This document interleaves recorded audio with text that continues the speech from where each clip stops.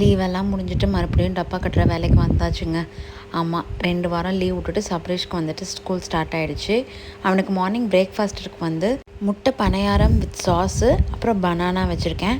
அப்புறம் லஞ்சுக்கு வந்துட்டு தேங்காய் சாதம் தான் செஞ்சேன். அவருக்கும் ஆஃபீஸ் போகணும் இல்லையா, அதனால் அவருக்கும் லஞ்ச் கட்டணுங்கிறதுக்காக தேங்காய் சாதம் பண்ணிவிட்டு அவனுக்கு வந்துட்டு சிப்ஸ் வச்சு கொடுத்துட்டேன் கடிச்சிக்கிறதுக்கு. அவருக்கு வந்துட்டு தேங்காய் சாதம் செஞ்சுட்டு முட்டை வந்து ஆம்லெட் மாதிரி போட்டு கட் பண்ணி கொடுத்துட்டேன். அதுதான் இன்றைக்கி அவங்களுக்கு லஞ்ச் பேக் பண்ணேன். அப்புறம் நானும் கிளாஸ் போகிறதுனால நான் பிரேக்ஃபாஸ்ட் வந்து சாப்பிட்டுட்டு போக மாட்டேன். மோஸ்ட்லி வந்து நான் எடுத்துகிட்டு தான் போவேன். மோஸ்ட்லி இல்லை, ஆல் த டைம் நான் எடுத்துகிட்டு தான் போவேன். ஸோ நான் அதுக்காக வந்து முஸ்லி வந்து பேக் பண்ணிக்கிட்டேன்.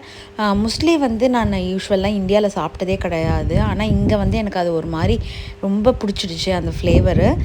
இந்த ஃப்ளேவர் வந்து வனிலா டேஸ்ட்டு வரும். ஆக்சுவலி லிட்டில் ரொம்ப கம்மியாக சர்க்கரை போட்டுக்குவேன் நான். சர்க்கரை போடாமலும் நல்லா தான் இருக்கும். ஆனால் நான் வந்து கொஞ்சம் சர்க்கரை போட்டுக்குவேன். ரொம்ப சூப்பராக இருக்கும். நான் கொஞ்சம் அடிக்ட் ஆகிட்டேன்னு கூட சொல்லலாம் இந்த முஸ்லிக்காக.